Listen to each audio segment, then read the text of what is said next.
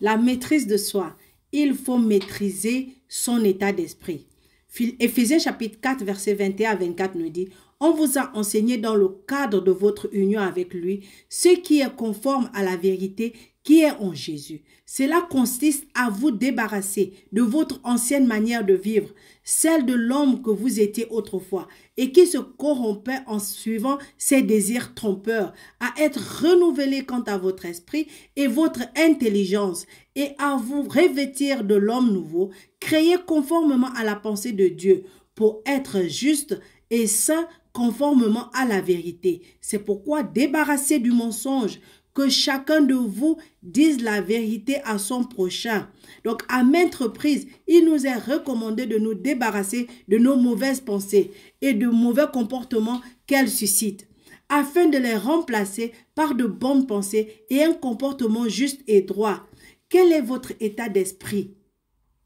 Êtes-vous rempli de pensées égoïstes, envieuses, jalouses, amères, vengeurs, ou vous vous préoccupez-vous de ce qui plaît à Dieu?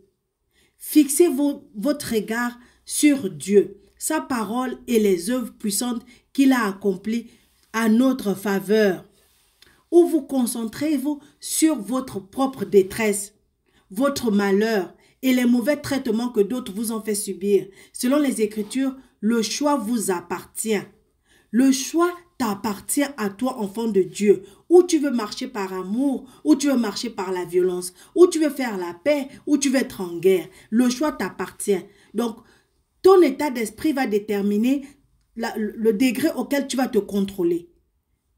Si tu laisses la parole de Dieu agir dans ta vie, tu vas facilement te contrôler. Mais si tu laisses tes émotions, ce qu'on t'a dit, ce qu'on t'a fait, ce que tu as subi, prendre le contrôle, tu vas toujours te perdre, tu vas toujours te faire mal et tu vas perdre le contrôle de toi-même.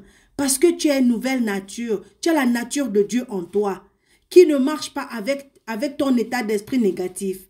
Alors change cet état négatif et marche selon la parole de Dieu et tu auras la victoire sur toi-même et sur tes émotions.